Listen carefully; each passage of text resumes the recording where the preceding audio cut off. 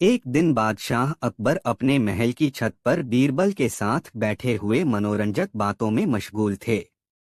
बीरबल का साथ बादशाह को इसलिए पसंद था कि उसके पास दिल को खुश कर देने वाली बातों का खजाना था। बीरबल का दिमाग इतनी तेज गति से काम करता था कि अकबर कोई प्रसंग छेड़ते और बीरबल उस प्रसंग के अंत से इति तक का मनोरंजक ढंग से खाका तैयार कर देता। बीरबल से बातें करके अकबर अपनी ऐसी उलझनों को भी दुरुस्त कर लेते जिन उलझनों का निदान तलाशना उनके लिए कठिन होता। अकबर बीरबल की बातें चल ही रही थीं कि महल के सामने वाली सड़क से गुजरते एक राहगीर की दर्द से बिलबिलाती हुई आवाज सुनकर दोनों चौंक पड़े और अपने स्थान से उठकर आवाज की दिशा में महल की छत की ओर बढ़ गए। मुड़ेर के पास आकर अकबर और बीरबल ने नीचे झांककर देखा, एक आदमी सड़क के बीचों बीच बैठा विलाप कर रहा था। उसके सिर से खून टपक रहा था। बादशाह ने प्यादों को भेजकर उस आदमी को बुलवाया और स्वयं बीरबल को साथ लेकर अपने कक्ष में चले आए। वह विकल विह्वल आदमी जब बादशाह की बैठक में हाजिर हुआ तो बादशाह को सामने देखकर उसका धैर्य जाता रहा और वह फूट फूट कर रोने लगा। फिर रोते रोते ही बोला, जहांपनाह, आपके महल के पास भी जब आदमी महफूज नहीं है तब सोचिए कि पूरी सल्तनत का क्या हाल होगा। अकबर को उस आदमी की बात चुभ सी गई, मगर बात सही थी। उस आदमी को उनके महल के सामने ही किसी ने लूट लिया था। बादशाह ने सिपाहियों को बुलाकर उन लुटेरों को पकड़कर लाने का हुक्म दे दिया, मगर सिपाही भी इधर उधर दौड़ लगाकर थक गए और निराश लौट आए। बादशाह के सामने बैठा आदमी अब भी रो रहा था, हालांकि उसके जख्मों की मरहम पट्टी करवा दी गई थी। उसने बादशाह को बताया था कि वह अपनी पुत्री के विवाह के लिए जेवर बनवाकर सोने की दुकान से निकला था, तभी उसके पीछे लुटेरे लग गए थे और जब वह महल के सामने से गुजर रहा था तब लुटेरे उस पर प्रहार कर उसका थैला छीनकर भाग गए थे। उसके रुदन से उद्वेलित होकर बादशाह अकबर ने बीरबल से कहा, यह हम लोगों के लिए शर्म की बात है। हमारे महल के आगे जब कोई व्यक्ति लूट लिया जाता है तब महल के दूरस्थ स्थानों पर क्या होता होगा। बीरबल ने बादशाह की बात शांत होकर सुनी और शांत भाव से ही कहा, जहांपनाह, चिराग तले अंधेरा रहता ही है। यह कोई अनहोनी बात नहीं हुई। महल के नीचे किसी के लूट जाने का यह अर्थ कतई नहीं है कि आपकी सल्तनत में कहीं कानून और व्यवस्था है ही नहीं। मुझे बताइए, इससे पहले राज्य के किसी भाग से आप तक किसी लूट या डकैती की कोई खबर पहुंची है? अकबर को बीरबल की बात जंच गई और उनके मन का उद्वेलन शांत हो गया। उन्होंने उस आदमी को पर्याप्त धन देकर विदा किया ताकि वह अपनी पुत्री का विवाह धूमधाम से कर सके। अकबर अपनी छोटी बेगम के साथ तफरीह के लिए निकले थे। दोनों एक पालकी में सवार थे। पालकी राजमहल से जैसे ही बाहर निकली, बेगम की नजर एक गरीब आदमी पर पड़ी जो शाही बाग की दीवार के सहारे खड़ा होकर धूप सेंक रहा था। उसे देखते ही छोटी बेगम ने कहा, उफ, फिर वही मनहूस, अब दिन भर अकारण परेशान रहना होगा। अकबर ने छोटी बेगम को ऐसा कहते सुना तो पूछ बैठे, क्या हुआ बेगम, यह क्या बोल रही हो? जहांपनाह, शाही बाग की दीवार के सहारे जो आदमी खड़ा है वह मनहूस है। कई बार सुबह सुबह इसका चेहरा देखने को मिला और जितनी बार ऐसा हुआ मुझे खाना नसीब नहीं हुआ और दिन भर अकारण परेशान रहना पड़ा। अरे बेगम, तुम यह क्या बोल रही हो? तुम शहंशाह हिंदुस्तान की सबसे प्यारी बेगम हो। तुम्हें खाना नसीब न हो ऐसा कैसे हो सकता है? अकबर ने बेगम का खौफ मिटाना चाहा। आलीजा, मेरी बात माने, आज हम लोग तफरीह करने नहीं जाएंगे, छोटी बेगम ने अकबर से गुजारिश की। बेगम के इस हठ से अकबर को बड़ी कोफ्त हुई और उन्होंने तफरीह का कार्यक्रम रद्द कर दिया। पालकी फिर राजमहल की ओर वापस लौट पड़ी। अपने तफरीह के कार्यक्रम में पड़े इस खलल से खिन्न अकबर ने उस गरीब आदमी को पकड़कर बुलवा लिया और उसे अपने कक्ष के सामने वाले कमरे में ठहरा दिया, यह देखने के लिए कि वाकई वह मनहूस है या नहीं। दूसरे दिन सुबह जगकर वे उस गरीब आदमी का चेहरा खुद देख आए और अपनी सामान्य दिनचर्या में लग गए। जब बादशाह भोजन करने गए तो छत पर चिपकी छिपकली न जाने कैसे शोरबे में टपक गई और गर्म शोरबे में गिरते ही मर गई। अकबर के जीवन में ऐसी घटना कभी नहीं घटी थी। उन्हें गरीब आदमी के मनहूस होने की बात अचानक याद आ गई। शाम तक कई ऐसी सूचनाएं उन्हें मिली जिससे निराशा हुई। अब उन्हें विश्वास हो गया कि यह आदमी वाकई मनहूस है। उन्होंने उस आदमी को कालकोठरी में डाल देने की आज्ञा दे दी। ऐसी आज्ञा देते समय उन्होंने उस आदमी से कहा, सुबह सुबह तुम्हारा चेहरा किसी को नहीं दिखे, इसके लिए तुम्हारे लिए सबसे अच्छी जगह वही है। जब वह व्यक्ति कालकोठरी की ओर भेजा जा रहा था तब बीरबल महल की ओर आ रहा था। उस व्यक्ति को रोते देखकर उसने उससे रोककर पूछा कि वह क्यों रो रहा है। तब उस व्यक्ति ने बीरबल को अपनी व्यथाकथा सुना दी। बीरबल को लगा कि अकबर जैसा बादशाह ऐसा कदम उठाए यह उचित नहीं है।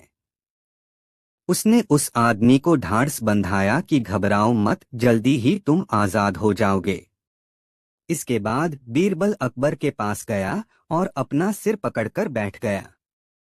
अकबर ने बीरबल से पूछा, क्या बात है बीरबल, तुम किस चिंता में पड़े हो? जहां पनाह, जब मैं आपके पास आ रहा था तब मैंने एक आदमी को जाते देखा। सिपाही उसे कालकोठरी की ओर लेकर जा रहे थे और वह व्यक्ति विलाप करते हुए कह रहा था, बादशाह का चेहरा आज सुबह सुबह नहीं देखा होता तो यह नौबत नहीं आती।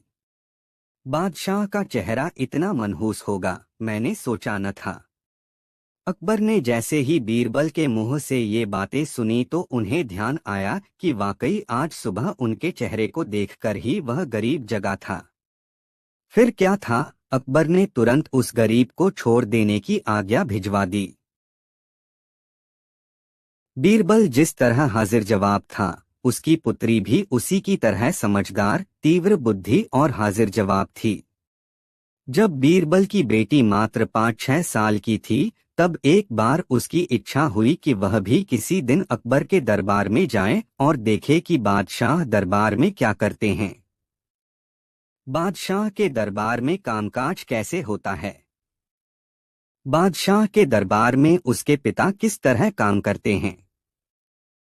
मतलब यह कि उस छोटी बच्ची के मन में बादशाह के दरबार से संबंधित ढेरों छोटी छोटी जिज्ञासाएं थीं और वह अपने ढंग से अपनी जिज्ञासाएं शांत करना चाहती थी। उसके द्वारा बार बार अनुनय किए जाने पर एक दिन बीरबल अपनी बेटी को अकबर के दरबार में ले गया। अकबर उसे देखकर बहुत प्रसन्न हुए और कहा, बीरबल, तुम्हारी पुत्री तो बहुत प्यारी है, जरूर यह तुम्हारी तरह चतुर भी होगी। मैं क्या कहूँ जहांपना, आप स्वयं देख लें, बीरबल ने विनम्रता से उत्तर दिया। अकबर ने मुस्कुराते हुए बच्ची से पूछा, क्यों बेटी, तुम बातचीत करना तो अवश्य जानती होगी। जी हाँ जहांपनाह, आवश्यकता पड़ने पर कुछ कुछ बात कर ही लेती हूँ, लड़की ने उत्तर दिया। कुछ कुछ बात करने का क्या मतलब हुआ? अकबर ने बातचीत जारी रखने के लिए बच्ची से पूछा। इस प्रश्न के उत्तर में बीरबल की पुत्री ने बादशाह की ओर देखा और फिर नजरें झुका लीं और पास ही खड़े 1-2.5-3 साल के बच्चे के गाल सहलाने लगी। बीरबल की पुत्री को जवाब में कुछ कहता न देख अकबर ने बीरबल से कहा, मुझे तो कई दरबारियों से एक ही बात सुनने को मिली थी कि तुम्हारी बेटी बहुत चतुर है और बहुत ही प्यारी बातें किया करती है, किंतु वह तो मेरे एक प्रश्न का उत्तर देने में संकोच कर गई। जहांपना, लड़की ने आपकी ओर देखकर अपनी नजरों को झुका लिया। इसका यही मतलब था कि आप मुझसे बहुत बड़े हैं, इसलिए मैं आपसे कुछ बात ही कर सकती हूँ। और इसके बाद मेरी पुत्री ने पास ही खड़े एक छोटे बच्चे के गाल को सहलाकर यह भी जता दिया कि यह मुझसे छोटा है। मैं इसके साथ खेल सकती हूँ और ढेर सारी बातें कर सकती हूँ। आप तो जानते ही हैं जहाँ पनाह कि हम लोगों के परिवार में लड़कियां कम बोलती हैं, इसलिए उन्हें भंगिमाओं से अपनी बातें कहने की कुशलता भी सीखनी होती है। बीरबल की बातें सुनकर अकबर की शंका दूर हो गई और उन्होंने बीरबल की पुत्री के साथ बैठकर देर तक बातें की तथा उसे ढेरों उपहार देकर विदा किया। एक बार की बात है, बादशाह अकबर के महल से एक कीमती हार चोरी हो गया। हार की चोरी की खबर सुनते ही अकबर ने अपने सबसे भरोसेमंद मंत्री बीरबल को बुलाया और कहा, बीरबल, महल से मेरा कीमती हार चोरी हो गया है। मुझे हर हाल में वह हार चाहिए। बीरबल ने अपनी बुद्धि का प्रयोग करते हुए कहा, जहां पनाह, मैं उस चोर को पकड़ने का उपाय जानता हूँ। मुझे सिर्फ एक दिन का समय दीजिए। अकबर ने बीरबल को एक दिन का समय दे दिया। बीरबल ने महल के सभी सेवकों और कर्मचारियों को दरबार में बुलाया। उसने सभी को एक पंक्ति में खड़ा किया और कहा, हर किसी को अपने हाथ में एक लकड़ी का टुकड़ा लेना है। मैंने इन लकड़ी के टुकड़ों पर एक जादू किया है। जो भी चोर होगा, उसकी लकड़ी का टुकड़ा 1 इंच बढ़ जाएगा। अगले दिन सभी सेवक और कर्मचारी दरबार में आए और अपनी लकड़ी के टुकड़े दिखाए। बीरबल ने हर एक की लकड़ी को ध्यान से देखा। उसने पाया कि एक सेवक की लकड़ी का टुकड़ा बाकी लकड़ियों से छोटा था। बीरबल ने उस सेवक से कहा, सच बताओ, क्या तुमने हार चुराया है? सेवक ने डरते हुए सच कबूल कर लिया। बीरबल ने बताया, दरअसल मैंने कोई जादू नहीं किया था। मैंने बस यह कहा था कि चोर की लकड़ी बढ़ जाएगी। असल में चोर ने डर के मारे अपनी लकड़ी को 1 इंच काट दिया था, ताकि उसकी लकड़ी बढ़ न जाए और वह पकड़ा न जाए। इसी कारण उसकी लकड़ी बाकी लकड़ियों से छोटी रह गई। बादशाह अकबर बीरबल की चतुराई और बुद्धिमानी से बहुत प्रभावित हुए और उन्होंने बीरबल की तारीफ की। हार भी वापस मिल गया और चोर को सजा भी दी गई। इस प्रकार बीरबल ने अपनी बुद्धि और चतुराई से चोर को पकड़ लिया और बादशाह अकबर का विश्वास और बढ़ गया। एक बार अकबर अपनी छत पर टहल रहे थे। बीरबल उनके साथ था। दोनों के बीच वक्त काटने के लिए कुछ बातें भी हो रही थीं। न जाने कैसे बातें सर्वगुण संपन्नता पर टिक गईं। अकबर ने बीरबल से पूछा, आदमी में सर्वगुण संपन्नता का क्या अर्थ है बीरबल? जहांपनाह, आदमी में सर्वगुण संपन्नता का मतलब है देश काल में प्रचलित हर तरह के कार्य संपादित करने की क्षमता, यानी ऐसा आदमी जो पीर, बावर्ची, भिश्ती और खर्चारों प्रकृति के कार्य कर सके। क्या मतलब? अकबर ने बीरबल की ओर देखते हुए पूछा, जरा समझाकर कहो। बीरबल ने कहा, पीर का कार्य लोगों को गुमराह होने से बचाना और सबको एक नजर से देखना होता है। बावर्ची लोगों के लिए सुस्वादु भोजन तैयार कर उनका पेट भरने का काम करता है। भिश्ती का काम लोगों की प्यास बुझाना है और खर अर्थात गधे का काम लगातार बोझ उठाना अर्थात मेहनत करना है। आप यदि ठीक ढंग से देखें तो संसार के सारे कार्य इन 4 श्रेणियों में ही आ जाएंगे। अकबर को बीरबल की यह विवेचना पसंद आई और उन्होंने बीरबल से कहा, बीरबल, क्या सर्वगुण संपन्न व्यक्ति में ये चारों गुण मौजूद होंगे? बीरबल ने विनम्रता से उत्तर दिया, अवश्य जहांपनाह। अकबर ने तपाक कहा, यदि ऐसा है तो मुझे एक सर्वगुण संपन्न व्यक्ति लाकर दिखा दो। बीरबल दूसरे दिन ही अपने पड़ोस के एक गरीब ब्राह्मण को साथ लेकर अकबर के दरबार में हाजिर हो गया और बोला, जहांपनाह, यह ब्राह्मण सर्वगुण संपन्न है। ब्राह्मण पुजारी का काम करता है। लोग इसे गुरुजी कहते हैं। इस तरह यह पीर की कोटि का प्राणी है। जो भी इसे प्रणाम करता है उसे जीते रहो यजमान कहकर आशीष देता है। बिना किसी भेदभाव के सबके लिए एक सा आशीष और एक सी भावना। यह ब्राह्मण भोज आदि के आयोजन के समय रसोई बनाने का काम करता है और सभी इसके हाथ का बना भोजन स्वीकार करते हैं। इस तरह यह बावर्ची भी है। इसके हाथ का पानी सभी पी लेते हैं। इस तरह यह भिश्ती के रूप में भी स्वीकार्य है। जहांपना इतने गुणों के रहते हुए भी यह ब्राह्मण कड़ी मेहनत कर जीविकोपार्जन करता है। इस तरह यह खर अर्थात गधा कोटि का प्राणी भी है। बीरबल की बात सुनकर अकबर प्रसन्न हुए और उस ब्राह्मण को दक्षिणा देकर विदा किया।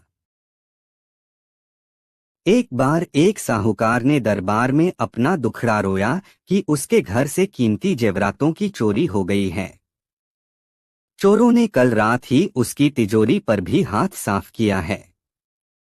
मामला चूंकि राजधानी का था, इसलिए बादशाह ने इस मामले को बीरबल के पास भेज दिया। बीरबल ने साहूकार से सारी बातें जानने के बाद केवल एक प्रश्न किया, आपको किसी पर संदेह है?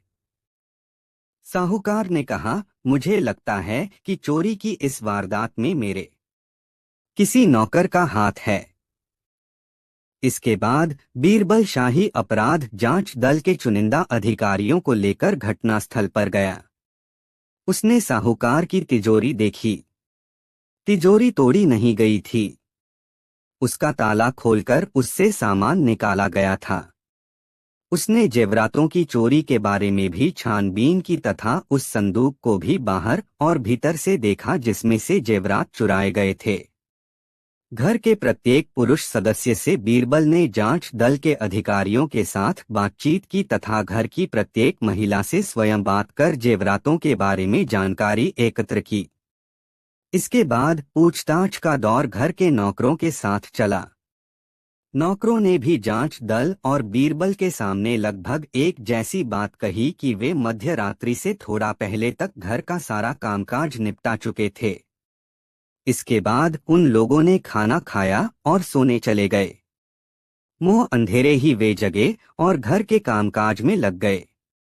इस पूछताछ में केवल यह तथ्य उभर कर सामने आया कि चोरी मध्य रात्रि और सूर्योदय से पूर्व हुई है। लेकिन यह गुत्थी सुलझ नहीं पाई कि चोरी किसने की और चोरी गया सामान कहाँ है। बीरबल ने नौकरों से बातचीत के दौरान महसूस किया कि नौकरों के समूह में एक अधेड़ खानसामा बयान देने के समय घबराया हुआ सा प्रतीत हो रहा था। उसने जांच दल के अधिकारियों से उस रसोइये से गहन पूछताछ करने को कहा। जांच दल के अधिकारी उस रसोइये को अलग कमरे में ले गए और उससे बारी बारी से पूछताछ की।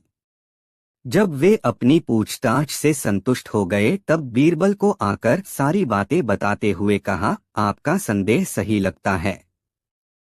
यह रसोइया बार बार बयान बदल रहा है। आप कहें तो हम लोग इससे अपने तरीके से अपराध कबूलवा लें। नहीं, मैं इससे अपने तरीके से अपराध कबूल करवा लूंगा। आप लोगों की फिर आवश्यकता पड़ सकती है, इसलिए आप लोग अपनी जरूरत के मुताबिक घटनास्थल का मुआयना अवश्य कर लें। चोर का पता अब लग जाएगा। जेवरात अभी सुरक्षित होने चाहिए और तिजोरी से गायब हुए रुपए भी अभी खर्च नहीं किए जा सके होंगे।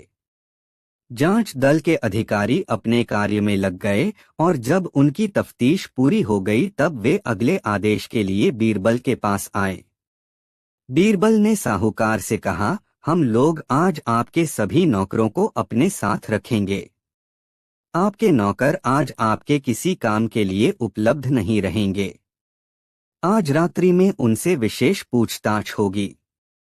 कल इन्हें आपके पास भेज दिया जाएगा। इस तरह उन तमाम नौकरों को अपने साथ ले जाने का हुक्म बीरबल ने जांच अधिकारियों को दे दिया और स्वयं दरबार के लिए निकल पड़ा। शाम को दरबार से लौटने के बाद बेंत की कुछ छड़ियां लेकर बीरबल जांच घर पहुंचा। वहां सभी नौकरों को अलग अलग कमरों में रखा गया था।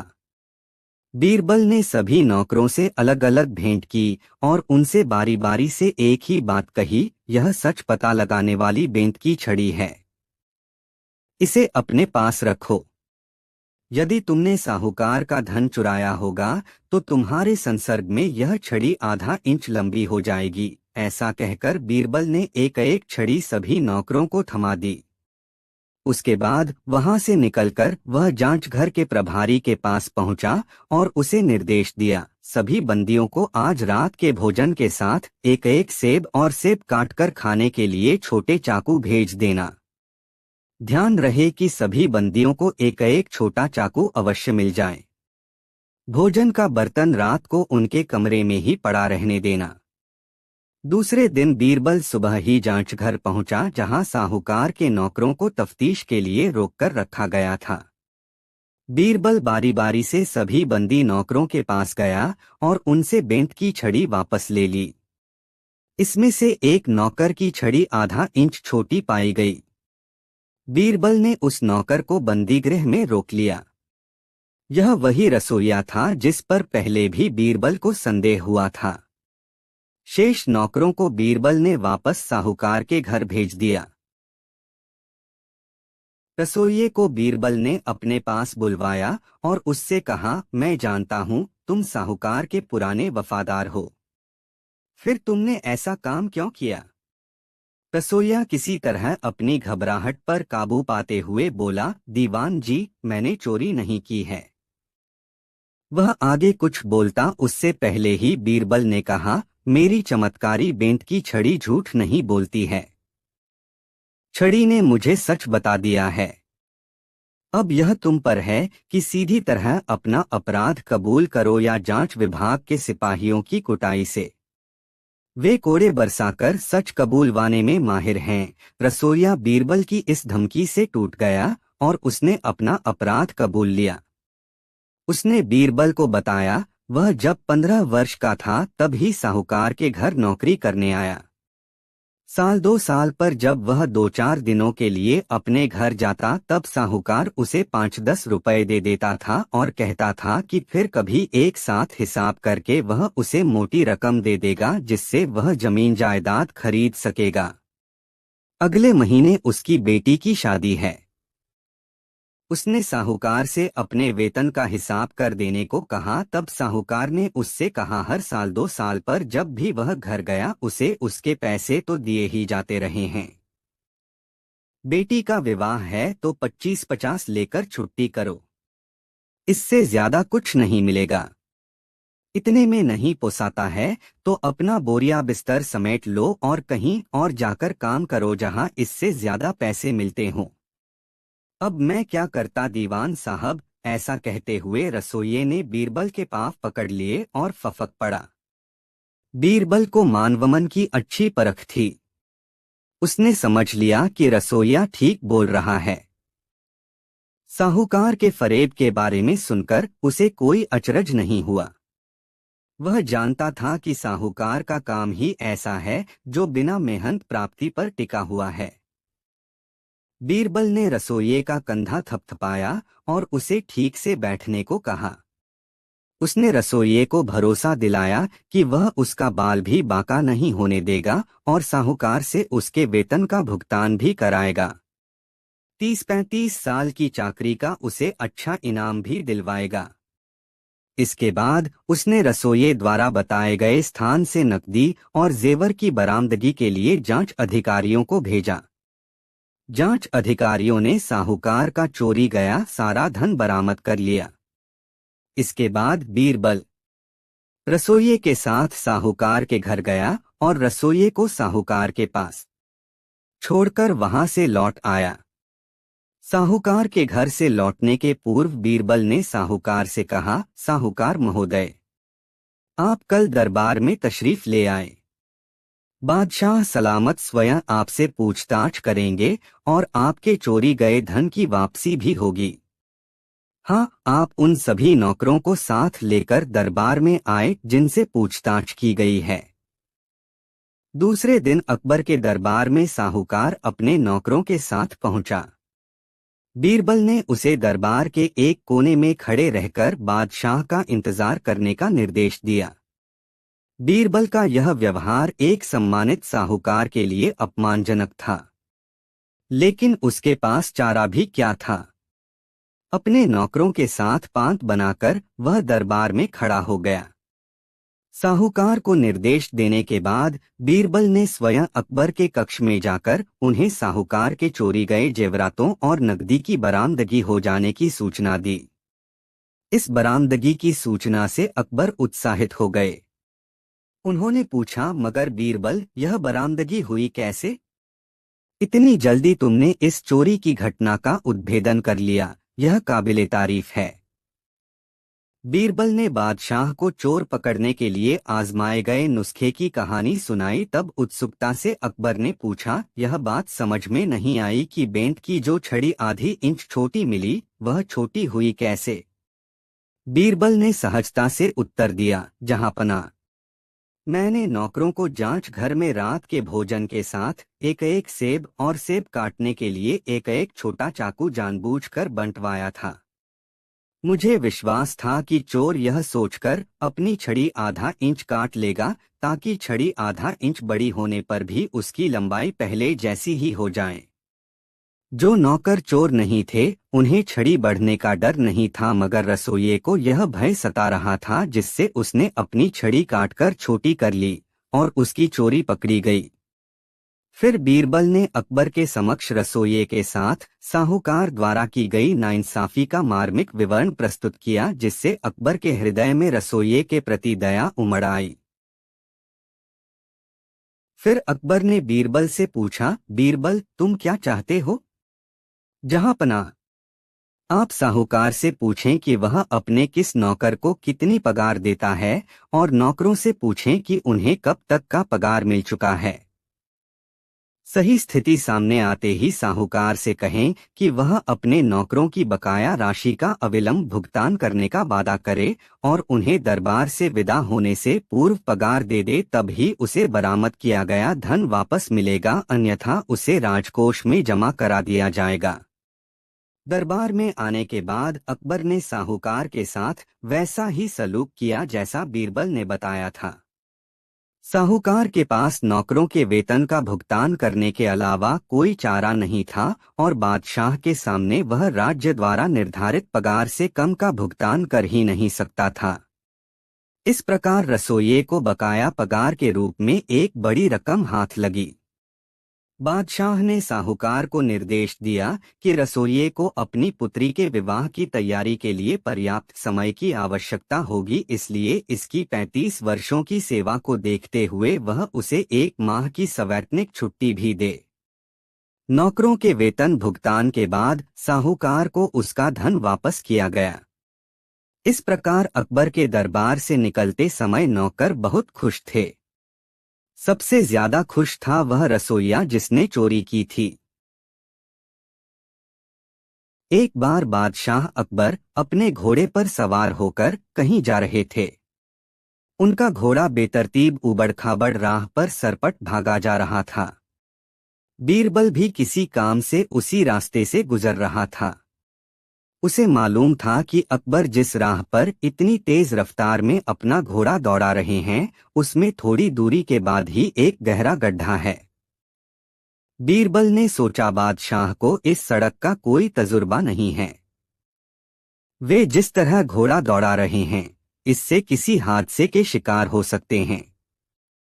ऐसा सोचकर बीरबल ने अकबर को सचेत करने के ख्याल से अपने घोड़े को एड़ लगाई और तेज रफ्तार में चलता हुआ बादशाह के निकट पहुंच गया। अपने घोड़े को बादशाह के घोड़े के बराबर चलाते हुए चीखकर कहा, जहांपना, इस राह पर इतनी तेजी से घोड़ा मत दौड़ाइए, कोई हादसा हो सकता है। अकबर ने बीरबल की बातों पर ध्यान नहीं दिया। उनका घोड़ा उसी रफ्तार में भागा जा रहा था कि अचानक बीरबल ने अकबर के हाथ से घोड़े की लगाम झटक कर जोर से लगाम खींच ली, जिससे घोड़ा रुक गया। अकबर ने बीरबल की इस हरकत पर नाराजगी जाहिर करते हुए कहा, यह क्या बदतमीजी है बीरबल? बीरबल ने कहा, गुस्ताखी माफ हो जहांपनाह। फिर अपने घोड़े से उतरकर उसने एक पत्थर का बड़ा टुकड़ा पूरी ताकत से सड़क के सामने की ओर फेंका। पत्थर के टुकड़े के गिरने की आवाज थोड़ी देर बाद सुनाई दी। छपाक आवाज सुनकर अकबर चौंक उठे। बीरबल ने आगे कहा, जहां पनाह, सामने एक बड़ा खड्ड है जिसमें अब पानी भर गया है। जाने अनजाने कई राहगीर इसमें गिरकर काल के गाल में समा चुके हैं। मैं आपको इसीलिए तेज चलने से मना कर रहा था। अकबर को बीरबल की बात समझ में आई। उन्होंने अपनी जान बचाने के लिए बीरबल को धन्यवाद कहा और उस दिन उसी स्थान से वापस लौट आए। बीरबल भी अकबर के साथ ही लौटा। दरबार लगने पर अकबर के मन में विचार आया कि बीरबल के प्रति उन्हें दरबार में आभार प्रकट करना चाहिए। इससे दरबारियों में बीरबल के प्रति ही नहीं बल्कि खुद उनके प्रति भी अच्छा संदेश जाएगा। यह विचार मन में आते ही अकबर ने भरे दरबार में सुबह की घटना सुना दी और जान बचाने के लिए बीरबल के प्रति आभार प्रकट किया। बादशाह को भाव विह्वल होकर आभार प्रकट करते देख एक दरबारी ने अकबर की हाँ में हाँ मिलाते हुए कहा, जहां पनाह, बीरबल तो इनाम के पात्र हैं। आपकी जान बचाने के लिए उन्हें कोई यादगार इनाम दिया जाना चाहिए। अकबर भावातिरेक में थे, इसलिए आनन फानन में उन्होंने बीरबल को इनाम में एक जागीर देने की घोषणा कर दी। इस घोषणा का सभी दरबारियों ने स्वागत किया और वह पूरा दिन हादसा टलने की इस घटना की चर्चा में ही बीत गया। दूसरे दिन से अकबर का दरबार सामान्य दिनों की तरह ही लगने लगा। बीरबल प्रतीक्षा करता रहा मगर उसे घोषणा के अनुरूप अकबर ने जागीर नहीं सौंपी। समय बीतता रहा। कई बार संकेतों में तो कभी खुलकर बीरबल ने अकबर को उसकी घोषणा की याद दिलाई मगर जागीर देने की बात किसी न किसी बहाने टलती रही। एक दिन अकबर के साथ बीरबल नगर भ्रमण के लिए निकला। रास्ते में एक पेड़ के नीचे एक मुसाफिर अपना ऊंट बांधे विश्राम कर रहा था। ऊंट को देखकर अकबर ने बीरबल से पूछा, बीरबल, यह ऊंट की गर्दन इतनी टेढ़ी क्यों होती है? बीरबल ने तपाक से उत्तर दिया, जहां पनाह, इसने कभी किसी को जागीर देने का वादा किया था लेकिन उसे निभाया नहीं, इसलिए। अकबर झेंप गए और उस दिन ही बीरबल के नाम एक जागीर कर दी। एक दिन बादशाह अकबर और बीरबल एक बगीचे में टहला रहे थे। अकबर ने बीरबल से एक सवाल पूछा, बीरबल बताओ, एक सच्चा दोस्त कौन होता है? बीरबल ने सोचा और फिर उसने कहा, जहां पनाह, एक सच्चा दोस्त वही होता है जो कठिन समय में आपके साथ खड़ा रहे और आपकी मदद करे। अकबर को बीरबल का उत्तर पूरी तरह से समझ में नहीं आया और उसने सोचा कि यह सिर्फ एक सामान्य जवाब है। उसने बीरबल की बात की पुष्टि करने के लिए एक परीक्षा लेने का निर्णय किया। अकबर ने बीरबल को एक चुनौती दी, कल तुम्हें एक कठिन स्थिति में डालूंगा और देखूंगा कि तुम मेरे सच्चे दोस्त हो या नहीं। अगले दिन अकबर ने बीरबल को एक घातक खेल में बुलाया जहां उन्हें एक सर्कल में रहना था और बाहर से आने वाले तेज धार वाले पत्थरों से बचना था। यह खेल बहुत ही खतरनाक था और अकबर ने सोचा कि बीरबल इसमें शायद अपनी जान गंवा देगा और वह खुद को सही साबित कर सकेगा। जब बीरबल को इस खेल में डाला गया तो उसने एक चालाकी दिखाई। उसने पत्थरों के आने के रास्ते को अच्छी तरह से समझा और उन्हें अपने पूरे ध्यान और चतुराई से बचते हुए बाहर निकलने में सफल रहा। बाद में बीरबल ने अकबर को कहा, जहां पनाह, सच्चा दोस्त वही है जो आपके कठिन समय में आपके साथ खड़ा रहे। अकबर ने बीरबल की बुद्धिमानी और चतुराई को देखकर माना कि वह सच में एक सच्चा दोस्त है। उसने बीरबल को सराहा और उसकी बुद्धिमानी की तारीफ की। इस प्रकार बीरबल ने अपनी बुद्धिमानी और साहस से एक बार फिर अकबर को प्रभावित किया और यह साबित कर दिया कि एक सच्चा दोस्त हमेशा कठिन समय में साथ देता है। बीरबल सिर्फ हाजिर जवाब ही नहीं था बल्कि उसकी बातें सूझबूझ और सच्चाई की परिचायक होती थीं। यही वह महत्वपूर्ण कारण था कि अकबर के दरबार का वह रत्न था। एक बार अकबर ने अपने दरबारियों से पूछा, सबसे अच्छा फूल कौन सा है? दरबारियों की भिन्न भिन्न राय आने लगी। जूही, चमेली, चंपा, कनक, बेला, रजनीगंधा, कचनार, हरसिंगार, गुलाब, कमल आदि अनेक फूलों के नाम दरबारियों ने गिनाए और इन फूलों को सर्वश्रेष्ठ मानने का कारण भी दरबारियों ने बताया। अकबर किसी के भी जवाब से संतुष्ट नहीं थे। उन्होंने देखा दरबार में लगभग सभी दरबारी बोल चुके मगर बीरबल मौन साधे सबकी बातें सुनता रहा। उन्होंने बीरबल से कहा, क्या बात है बीरबल, तुम अभी तक खामोश हो? तुम भी तो अपनी राय दो कि कौन सा फूल सबसे अच्छा होता है। जहांपना, दुनिया के सारे फूल खूबसूरत हैं। सभी के अपने अपने गुण हैं। कुछ फूल मनमस्तिष्क को सुवासित करते हैं तो कुछ फूलों में औषधीय गुण हैं। जहां तक सबसे अच्छे फूल की बात है तो मेरी समझ से एक ऐसा फूल जिसमें गंध नहीं, रस नहीं, रूप भी नहीं है सबसे अच्छा होता है। वह फूल है कपास। इससे धागे बनते हैं और उन धागों से वस्त्र, जिससे सारी दुनिया का तन ढकता है। अकबर उसकी बातें सुनकर बहुत खुश हुआ और दरबार में उसके उत्तर को विवेकपूर्ण और सटीक बताया। अकबर द्वारा बीरबल के उत्तर की सराहना किए जाने से अन्य दरबारी चिढ़ गए और उनकी चिढ़ अकबर से छिपी न रह सकी। अकबर एक ऐसे बादशाह थे जो सबको साथ लेकर चलना चाहते थे। अपने दरबार में एक विद्वान दरबारी से द्वेष पालने वाले दरबारियों को देखकर उन्होंने उन्हें सबक सिखाने की ठान ली। नतीजा यह हुआ कि दूसरे दिन भी अकबर ने दरबार में एक प्रश्न किया, आप लोग बताएं कि पत्ता किसका अच्छा होता है? भृंगराज से लेकर ढाक के पत्ते तक के नाम दरबारियों ने बादशाह को बता दिए और उन पत्तों के अच्छे होने के कारण भी गिनाए। अकबर के दरबार का नजारा उस समय ऐसा हो गया मानो बहुत सारे वनस्पति शास्त्री और वैद्य वहां जमा होकर पौधों के औषधीय गुणों का बखान कर रहे हों। अकबर को दरबारियों का यह रंगढंग पसंद नहीं आया। उनमें अधिकांश एक दूसरे की बात काटकर अपनी बात मनवाने की चेष्टा कर रहे थे। बीरबल उस दिन भी चुप था मानो उसे दरबार में चल रही बहस से कुछ लेना देना ही न हो। थोड़ी देर के बाद जब दरबारियों का बोलना कुछ कम हुआ तब अकबर ने बीरबल से पूछा, बीरबल अब तुम बताओ कि सबसे अच्छा पत्ता तुम किसे मानते हो? बीरबल ने सधे स्वर में कहा, जहांपना, मेरी दृष्टि में सबसे अच्छा पत्ता पान का पत्ता है।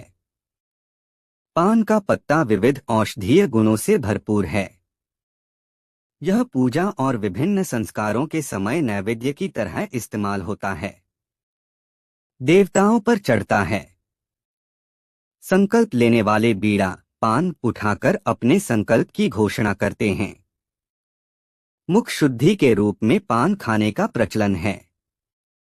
इसका सबसे अच्छा और विशिष्ट गुण यह है कि शत्रुओं को भी पान खिलाकर मित्र बनाया जा सकता है। बीरबल के तर्कसंगत उत्तर से अकबर संतुष्ट हुए और उस दिन भी दरबार में बीरबल की सराहना की।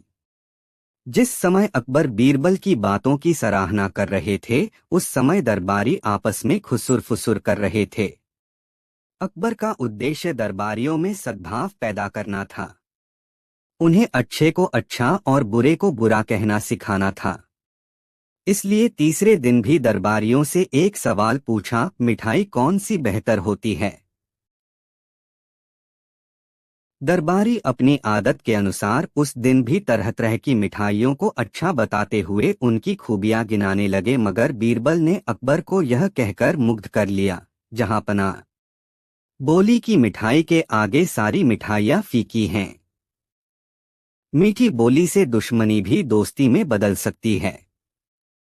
यह मीठी बोली ही माँ के मुंह से निकलकर शिशु में तरह तरह के ज्ञान का संचार करती है।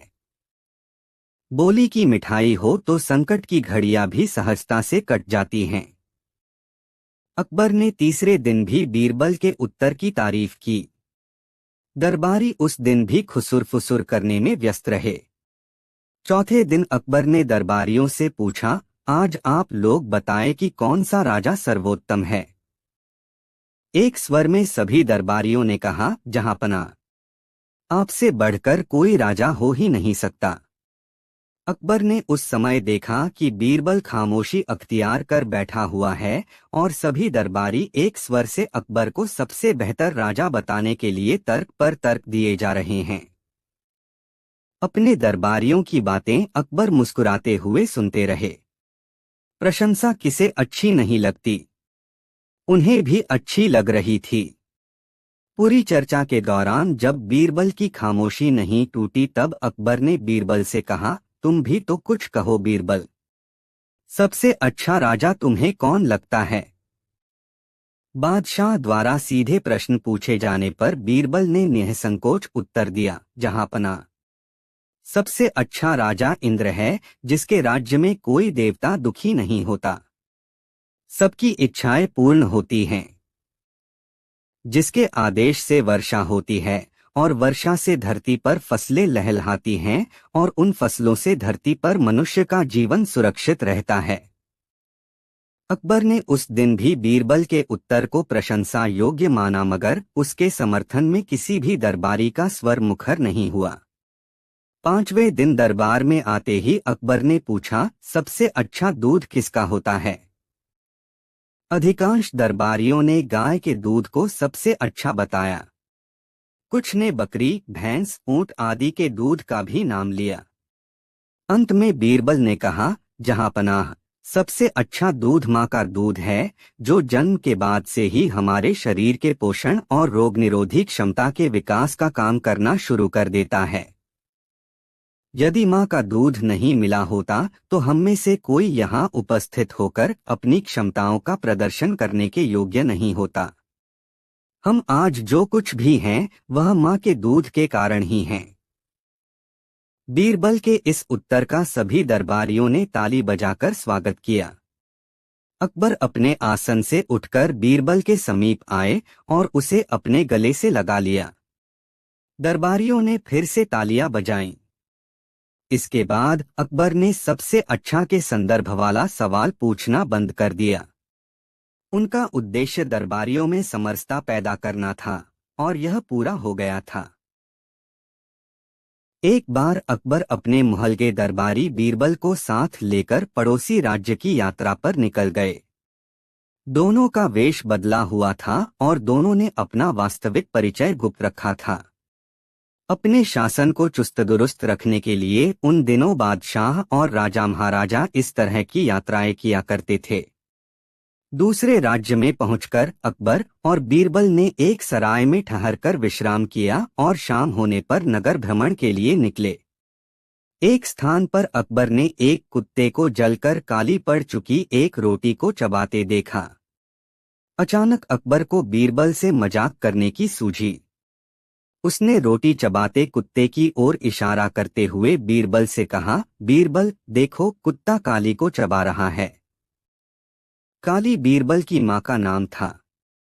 अकबर इस बात को भली प्रकार जानते थे, फिर भी उनके मुंह से इस तरह की बात सुनकर बीरबल को थोड़ी झिंप हुई। उसे कतई भरोसा नहीं था कि कोई बादशाह कभी अपनी मौज में आकर ऐसी बातें भी कर सकता है जो मर्यादित न हो। अकबर की बातें सुनकर बीरबल ने अपने मनोभावों को अपने नियंत्रण में रखा, उन्हें प्रकट नहीं होने दिया और बहुत सहज स्वर में प्रत्युत्तर दिया, कुत्ते के लिए वही नियामत है। बीरबल का जवाब सुनकर अकबर बिगड़ गए और बोले, बीरबल, तुम जानते हो नियामत मेरी माँ का नाम है, फिर भी तुमने उसे कुत्ते की रोटी से जोड़कर बताया। क्या तुम्हें ऐसा करना चाहिए था? जहांपनाह, आप मुझे गलत न समझें, मैंने उचित ही कहा है, क्योंकि रोटी काली थी, बासी थी, खराब हो चुकी थी, लेकिन भूख मिटाने के लिए वही उस कुत्ते के पास थी, इसलिए उसके लिए वही नियामत थी। मैंने इसी भाव में अपनी बात कही, जबकि आपने तो यह जानते हुए कि मेरी माता का नाम काली है, जानबूझकर खराब हो चुकी रोटी से मेरी माँ का नाम जोड़ा। बीरबल के इस उलाहने को सुनकर अकबर खामोश हो गए। उन्होंने समझ लिया कि बीरबल की माँ का उन्होंने जिस तरह नाम लेकर उसे छेड़ा, बीरबल ने ठीक उसी शैली में उसका जवाब दे दिया है। यह नहले पर दहला जड़ने जैसी बात थी। अकबर घोड़े के शौकीन थे। उनकी घुड़साल में विभिन्न नस्लों के घोड़े थे। घोड़ों को चुस्त दुरुस्त रखने के लिए साइसों की टोलियां थीं। घुड़सवार सैनिक दस्ते के जवान भी इन घोड़ों को प्रशिक्षित करने में लगे रहते थे। एक बार उनके दरबार में अरब का सौदागर आया। यह सौदागर अपने साथ अरबी घोड़ों की नायाब किस्में लेकर आया था। उसने बादशाह को एक सफेद अरबी घोड़ा भेंट किया। घोड़ा देखकर अकबर की तबीयत खुश हो गई। उन्होंने सौदागर के सारे घोड़े देखे। प्रत्येक घोड़े में कोई न कोई विशेषता थी। जैसे कोई तेज दौड़ता था तो कोई ऊंची छलांग लगाता था। किसी का रंग आबनूसी था तो कोई काले रंग का था। इस तरह बादशाह को सारे घोड़े पसंद आ गए और उन्होंने सौदागर को मुहमांगी रकम देकर उसके सभी घोड़े खरीद लिए। जब वह सौदागर जाने लगा तब अकबर ने उसे 1000 अशर्फिया पेशगी देकर और घोड़े लाने को कहा। उस सौदागर ने अकबर से जाते जाते 100 नस्ली घोड़े ला देने का वादा किया।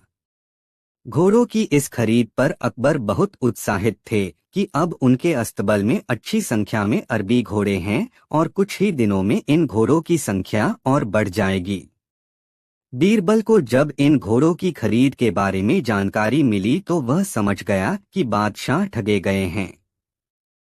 बात बादशाह की थी, इसलिए कुछ भी बोलने से पहले अच्छी तरह विचार कर लेना आवश्यक था।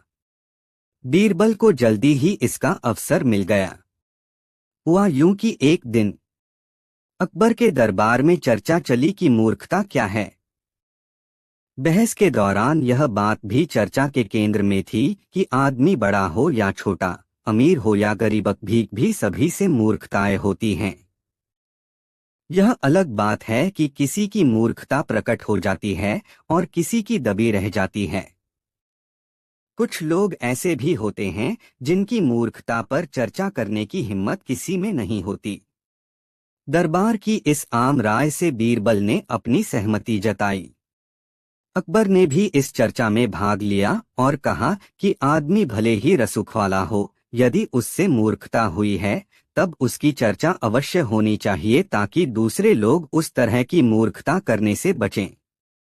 अकबर की बात सुनकर बीरबल मुस्कुराया मगर खामोश ही रहा। उसी दिन चर्चा के अंत में अकबर ने बीरबल से कहा, बीरबल, अपने राज्य में कितने चिकित्सक हैं, कितने व्यापारी हैं, कौन किस चीज का व्यापार करता है आदि के संबंध में विवरणिका बनवाई गई है। अपने राज्य में कितने मूर्ख हैं इसकी भी गणना होनी चाहिए। मैं यह कार्य तुम्हें सौंप रहा हूं क्योंकि तुम ही इस कार्य को संजीदगी से पूरा कर सकोगे। बीरबल भी यही चाहता था। जब उसे अकबर ने यह कार्य सौंपा तो वह बहुत प्रसन्न हुआ। उसने अकबर को आश्वस्त किया कि वह यह कार्य पूरी संजीदगी और ईमानदारी से करेगा। कुछ दिनों के बाद बीरबल ने अकबर को मूर्खी की सूची तैयार करके दे दी। अकबर ने जब यह फहरिस्त देखी तो बुरी तरह से चौंक गए और बीरबल को बुलवाया। उस फहरिस्त में बीरबल ने सबसे पहले अकबर का नाम लिखा था। जब अकबर के बुलावे पर बीरबल पहुंचा तब अकबर ने उसके द्वारा प्रस्तुत सूची उसके सामने फेंक दी और पूछा, यही है संजीदगी का सबूत? इस मुल्क का बादशाह तुम्हें मूर्ख नजर आता है?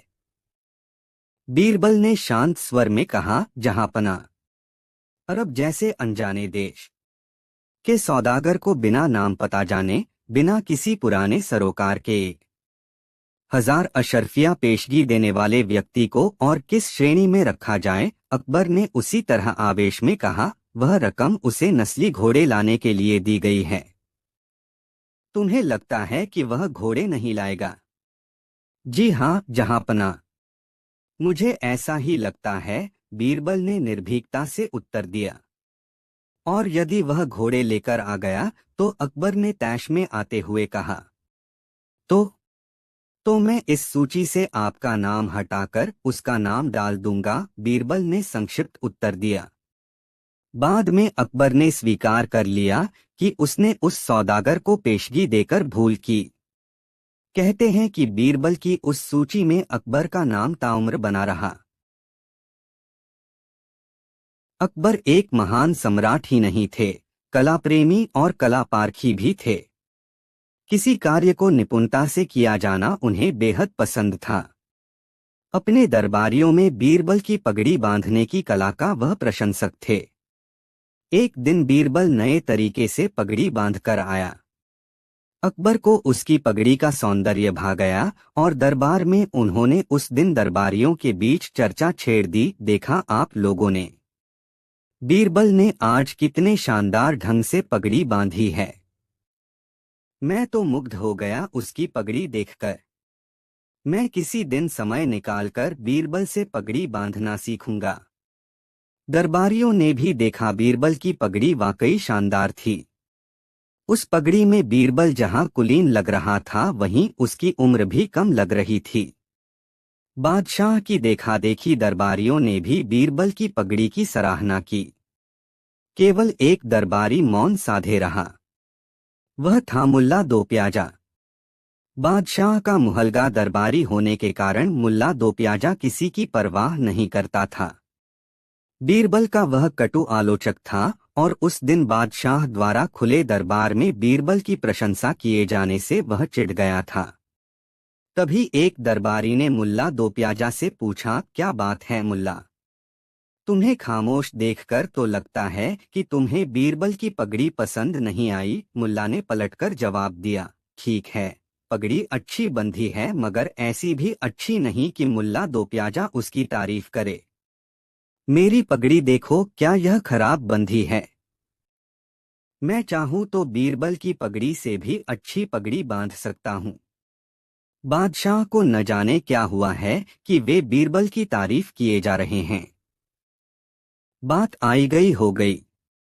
वह दरबारी उस समय खामोश हो गया, किंतु दूसरे दिन दरबार में एक ही चर्चा थी कि मुल्ला दो प्याजा ने कहा है, बादशाह न जाने क्यों बीरबल की तारीफ करते हैं, जबकि मैं बीरबल से अच्छी पगड़ी बांधता हूँ।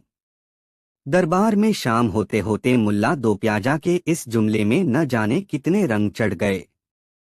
बात उसी दिन अकबर के कानों तक भी पहुंची और उन्होंने तय कर लिया कि मुल्ला दो प्याजा से अच्छी पगड़ी बांधकर दिखाने को वे अवश्य कहेंगे। अगले दिन अकबर ने मुल्ला दो प्याजा से कहा, मुल्ला दो प्याजा, सुना है आप बहुत बढ़िया पगड़ी बांध लेते हैं। कल जब आप दरबार में आए तब जितनी अच्छी पगड़ी बांधकर आ सके आइएगा। जरा मैं भी तो देखूं आपके हुनर का कमाल। मुल्ला दो प्याजा के लिए अब एक ही विकल्प था कि कल के दरबार में वह इतने शानदार ढंग से पगड़ी सिर पर लगाकर आए कि सभी उसकी तारीफ करें। बादशाह का हुक्म था, उस पर अमल होना ही था। दूसरे दिन मुल्ला दो प्याजा शानदार पगड़ी पहनकर दरबार में आया। जिसने भी उसकी पगड़ी देखी उसी ने उसकी तारीफ की। अकबर ने जब उसकी पगड़ी देखी तब उन्होंने कहा, मुल्ला, अब तो मैं बीरबल की बजाय तुमसे ही पगड़ी बांधना सीखूंगा। जिस समय अकबर मुल्ला दो प्याजा से ये बातें कर रहे थे उस समय बीरबल वहीं पर खड़ा था। उसने तुरंत कहा, लेकिन जहांपना, मुल्ला आपको पगड़ी बांधना कैसे सिखा सकते हैं? उनकी पगड़ी तो उनकी पत्नी बांधती है। बीरबल के इस कटाक्ष पर मुल्ला दो प्याजा तिलमिला गया। उसी समय अकबर ने पूछा, क्या सच? नहीं विश्वास हो रहा है मेरी बात पर तो आप मुल्ला दो प्याजा से कहें कि दरबार में अपनी पगड़ी खोलकर दोबारा बांधकर दिखा दें। हाथ कंगन को आरसी क्या? बीरबल ने कहा। अकबर ने मुल्ला दो प्याजा से कहा, हाँ मुल्ला, बीरबल के दावे की काट के लिए तुम्हें अब पगड़ी खोलकर दरबार में फिर से पगड़ी बांधनी होगी। तैश में आकर मुल्ला दो प्याजा ने अपनी पगड़ी खोल दी। बीरबल जानता था कि भले ही मुल्ला अच्छी पगड़ी बांधता हो मगर दरबार में बिना आईना के वह वैसी पगड़ी कतई बांध नहीं पाएगा। आमतौर पर बीरबल अपने प्रति द्वेष पालने वालों के प्रति लापरवाह रहता था, किंतु जब किसी की बात उसे बुरी लग जाती थी तो वह उसे सबक भी सिखाता था। मुल्ला दो प्याजा को सबक सिखाने के लिए ही वह उसे तैश में लाने वाली बातें सुना रहा था। मुल्ला दो प्याजा ने पगड़ी खोलने के बाद फिर से पगड़ी बांधी, लेकिन अंदाज से बांधी गई यह पगड़ी वैसी नहीं बंधी जैसी पगड़ी बांधकर मुल्ला दो प्याजा दरबार में आया था। मुल्ला की पगड़ी देखकर सारे दरबारी हंसने लगे। अकबर ने इस हंसी के बीच ही मुल्ला से कहा, कोई बात नहीं मुल्ला, कल बीवी से पगड़ी बंधवा कर आना। मुल्ला लज्जित सा खड़ा था, तभी कहीं से एक छोटा आईना लाकर बीरबल ने बड़ी ही आत्मीयता से उसके सामने कर दिया और बोला, पगड़ी सही तो कर लो मुल्ला। मुल्ला ने बीरबल को आग्नेय नेत्रों से देखा और बीरबल उसके हाथ में आईना थमाकर वहां से मुस्कुराते हुए चला गया। एक बार की बात है, अकबर का दरबार लगा हुआ था। सभी दरबारी आ चुके थे। दरबार की कार्यवाही चल रही थी कि इसी बीच एक काजी आया और अकबर से कहा, वह सभी धर्म ग्रंथों का अध्ययन कर चुका है तथा इस दरबार को चुनौती देने आया है कि जो भी चाहे उससे शास्त्रार्थ कर ले। यदि वह हार जाएगा तो 1 साल के लिए राजधानी के बाहर चला जाएगा और यदि जीत जाएगा तब उसे 1 साल के लिए दीवान बना दिया जाए। अकबर उस काजी को ऊपर से नीचे तक गंभीर नजरों से देख रहे थे। बीरबल को काजी का घमंड नागवार लगा। उसने आगे बढ़कर कहा, जहांपना, आपकी इजाजत हो तो मैं इस काजी से शास्त्रार्थ करूंगा। आप चाहें तो इसकी शर्तें मंजूर कर लें। अकबर ने शास्त्रार्थ की आज्ञा दे दी। काजी और बीरबल के बीच शास्त्रार्थ हुआ और काजी शास्त्रार्थ में पराजित हो गया। शर्त के मुताबिक काजी 1 वर्ष के लिए राजधानी के बाहर कर दिया गया। राजधानी से निकाले जाने के समय काजी ने संकल्प लिया कि वह बीरबल को अकबर के दरबार में सभी दरबारियों के सामने मारेगा और उसका बाल भी बांका नहीं होगा। राजधानी से निकाले जाने के बाद काजी ने एक बहुरूपिये के घर में शरण ली। बहुरूपिया उसकी विद्वत्ता से प्रभावित होकर उससे ज्ञान की बातें सीखता था और बदले में काजी को अपना फन सिखलाता था। 1 साल पूरा होते होते काजी मजा हुआ बहुरूपिया बन गया। साल पूरा होने पर वह राजधानी लौट आया, किंतु खुद को प्रकट नहीं किया और न अपने घर गया। वह राजधानी के चौराहों पर रूप बदलकर हैरतंगेज करतब दिखाता फिरता। अकबर के पास भी खबर पहुंची कि राजधानी में एक बहुरूपिया हैरतंगेज करतब दिखलाता हुआ घूम रहा है। अकबर स्वभाव से कला प्रेमी थे। जब उन्होंने बहुरूपिये की चर्चा सुनी तब उनका भी मन हुआ कि वह उसकी कला का आनंद उठाए। इसलिए एक दिन आदमी भेजकर बहुरूपिये को बुलवा लिया। जब बहुरूपिया आया तब अकबर ने उसे अपनी कला का प्रदर्शन करने को कहा। बहुरूपिये ने जवाब दिया, जहांपना, मैं अपनी कला का प्रदर्शन चीता बनकर जैसा करता हूँ वैसा प्रदर्शन किसी अन्य रूप में नहीं कर सकता। चीता मेरा सबसे अच्छा स्वांग है, किंतु इसमें जोखिम बहुत है क्योंकि इसमें मेरा आक्रमण वास्तविक चीते से भी अधिक पैना और घातक हो सकता है, जिससे किसी की जान भी जा सकती है। इसलिए जहांपना, मुझे एक खून की माफी मिले। वैसे किसी का खून करना मेरी नियत नहीं है, मगर कला तो कला है, न जाने किस अंजाम तक पहुँचे। अकबर ने उसे अपनी कला का प्रदर्शन करने की आज्ञा दे दी और एक खून की माफी भी। इसके बाद काजी ने अपनी दूसरी चाल चली। उसने अकबर से कहा, जहांपना, मैंने सुना है कि बीरबल बहुत समझदार और मेधावी है। मैं चाहता हूं कि आपके दरबार में मैं जिस समय अपनी कला का प्रदर्शन करूं, उस समय दरबार में बीरबल अवश्य मौजूद रहकर मेरा प्रदर्शन देखें। मेरी गुजारिश है कि बीरबल रहें, तब ही मुझे अपनी कला का प्रदर्शन करने को कहा जाए। अकबर ने इस बात की भी स्वीकृति दे दी। काजी के कला प्रदर्शन का समय तय कर दिया गया। उसका प्रदर्शन दूसरे दिन दरबार लगने के बाद शुरू होना था। दरबार से लौटते समय बीरबल उस बहुरूपिये के बारे में ही सोच रहा था। कितनी विचित्र बात थी कि उसने चीता के खतरों के प्रति आगाह करते हुए घोषणा कर दी थी कि उसके कला प्रदर्शन के समय किसी की जान भी जा सकती है, और उसने बादशाह से एक खून माफ करा लिया था, अर्थात यदि उसने भरे दरबार में किसी की हत्या भी कर दी तो उसे सजा नहीं हो सकती। अचानक बीरबल के रोंगटे यह सोचते हुए खड़े हो गए कि बहुरूपिये ने बार बार कहा कि यदि बीरबल होंगे तब ही वह अपनी कला का प्रदर्शन करेगा। सारी घटना पर विचार करते हुए बीरबल संशय में पड़ गया कि आखिर बहुरूपिया क्यों चाहता है कि जब वह चीता बने तो दरबार में बीरबल अवश्य रहे। एक खून की माफी लेने के पीछे उसका मकसद क्या हो सकता है? यह सब विचार करने के बाद बीरबल ने मन ही मन कुछ फैसला किया और निश्चिंत होकर उसने घर की राह ली। घर पहुंचकर उसने कुछ तैयारियां की और फिर भोजन करने के बाद विश्राम करने चला गया। दूसरे दिन बीरबल जब तैयार होकर दरबार के लिए निकला तो अन्य दिनों की अपेक्षा उसका शरीर अधिक गठीला और तना हुआ प्रतीत हो रहा था। दरबार पहुंचकर बीरबल अपने लिए निर्धारित स्थान पर बैठ गया।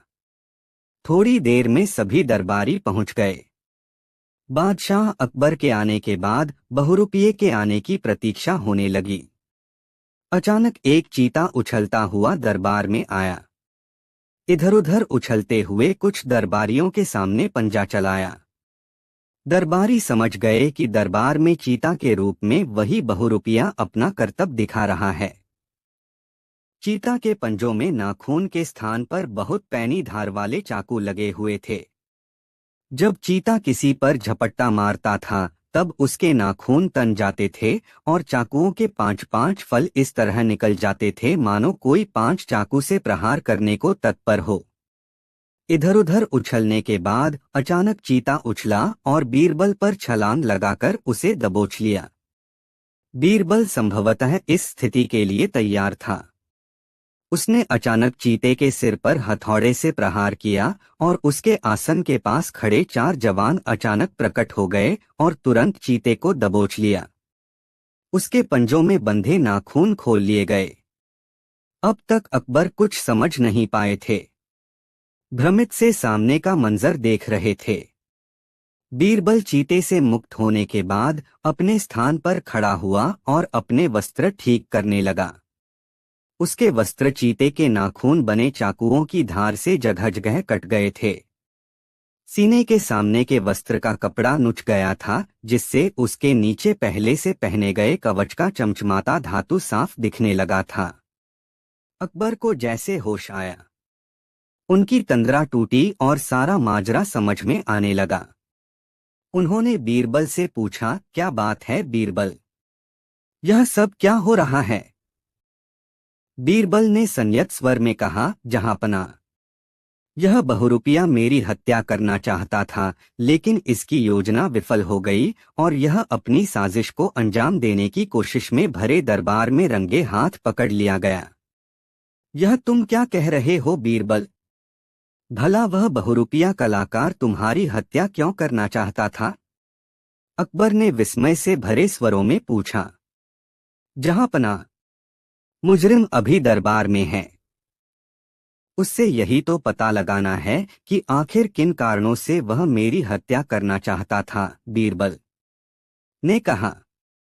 तमाम दरबारी इस समय बीरबल के पक्ष में थे। सबने बादशाह से सच्चाई अविलंब सामने लाने की मांग की। अकबर ने इशारा किया और बहुरूपिये का चीते वाला लबादा नोचकर उसे अर्धनग्न अवस्था में दरबार में खड़ा किया गया और उसके पंजों से 20 तेज धार वाले चाकू निकालकर बादशाह के सामने पेश किए गए। बीरबल ने आगे बढ़कर कहा, जहांपना, आपको याद होगा कि इस आदमी ने कल भरे दरबार में चीता का रूप धरने के लिए एक खून की माफी मुकर्रर करवा ली थी और शर्त रखी थी कि यदि बीरबल दरबार में होगा तब ही वह अपना करतब दिखलाएगा। उसकी इसी शर्त से मुझे उस पर संदेह हुआ और आज मैं कवच पहनकर दरबार में आया। चीता बनकर इस आदमी ने मेरे ऊपर जानलेवा हमला किया तथा अपने पंजों में लगे चाकुओं से मुझ पर कई घातक प्रहार किए। यदि मैं कवच से अपने शरीर को नहीं ढका होता तो निश्चित रूप से इसकी साजिश का शिकार हो गया होता। दरबार आने से पहले ही मैं सुरक्षा अधिकारी से मिलकर ऐसी व्यवस्था कराने का आग्रह कर आया था कि यदि बहुरूपिया मुझ पर हमला करे और स्थिति बेकाबू होती दिखे तो बहुरूपिये को काबू में किया जा सके, जिसके कारण यह बहुरूपिया जवानों द्वारा पकड़ लिया गया। चूंकि इस घटना के दौरान आप स्वयं मौजूद थे, इसलिए मुझे किसी गवाह की आवश्यकता नहीं। जो कुछ भी हुआ है उसका चश्मदीद गवाह दरबार में मौजूद हर शख्स है। मेरी गुजारिश है जहां पनाह की इस बहुरूपिये से यह पता किया जाए कि वह मेरी हत्या क्यों करना चाहता था। उन रंगरूटों से जिन्होंने इस बहुरूपिये को काबू कर रखा था, अकबर ने कहा, इस आदमी के हाथ पांव बांधकर इसे तब तक कोड़े मारो जब तक कि यह सारी हकीकत बयां न कर दे। हुक्म की तामील हुई। 10-15 कोड़ों की मार के बाद ही उस व्यक्ति ने अपना अपराध कबूल लिया। उसने बादशाह को याद दिलाया कि इस दरबार का दीवान बनने की ख्वाहिश में एक बार वह इस दरबार में आया था और बीरबल से शास्त्रार्थ कर पराजित हो गया था, जिसके कारण उसे राजधानी से 1 साल के लिए निष्कासित कर दिया गया था। राजधानी से निकलते वक्त उसने संकल्प लिया था कि वह बीरबल से बदला लेगा और उसी बदले की भावना से वह बीरबल की हत्या के इरादे से दरबार में आया था। इस स्वीकारोक्ति के बाद उस व्यक्ति को अकबर ने कारागार में डलवा दिया और दरबार में बीरबल की सूझबूझ की भूरी भूरी प्रशंसा हुई। बीरबल को बरसात के मौसम से गहरा लगाव था। अकबर को भी बरसात के दिन अच्छे लगते थे। बरसात की चर्चा दोनों अलमस्ती में करते। कभी बातचीत में अकबर ने बीरबल से कहा था कि साल भर में बरसात के दिन ही ऐसे दिन हैं जिन्हें भरपूर जिया जा सकता है। बीरबल के ज़हन में यह बात बैठ गई थी। एक दिन अकबर अपने दरबार में बैठे थे और दरबारियों में पलक झपकते ही गणित के रोजमर्रे के सवाल हल कर लेने की होड़ लगी हुई थी। बीरबल ने अपने को इस होड़ से बाहर रखा था। वह अपने आसन पर कुछ इस भाव में बैठा था मानो दरबार में हो रही चर्चाओं से उसे कुछ लेना देना ही न हो। अकबर ने 1-2 बार बीरबल की ओर कुछ इस भरोसे से देखा कि वह कुछ बोलेगा, मगर बीरबल ने उनकी भी अनदेखी कर दी। अंततः अकबर ने ही बीरबल से पूछा, बीरबल, तुम बताओ, 12 में से 4 गए तो बाकी कितने बचे? बीरबल ने जवाब दिया, बाकी क्या बचेगा जहांपना? खाक। क्यों? क्या कुछ बचेगा ही नहीं? अकबर ने पूछा। उस समय सभी दरबारी बीरबल के जवाब से सन्नाटे में आ गए थे। बीरबल ने जवाब दिया, कैसे कुछ बचेगा जहांपना? वर्ष में 12 महीने होते हैं, उनमें 4 ही माह बरसात के हैं। ये 4 माह गए तो वर्ष भर में बचा ही क्या रहा? बीरबल की बात सुनकर अकबर मुस्कुरा दिए और फिर पूछा, अच्छा, अब यह बताओ कि 27 में से 9 गए तब क्या बचे जहांपना? इस घटत से भी कुछ हासिल होने वाला नहीं, बीरबल ने कहा। अकबर ने मुस्कुराते हुए कहा, बीरबल, तुम्हारा गणित बहुत अस्पष्ट है, जरा समझा भी दो कि कैसे कुछ हासिल नहीं बचेगा।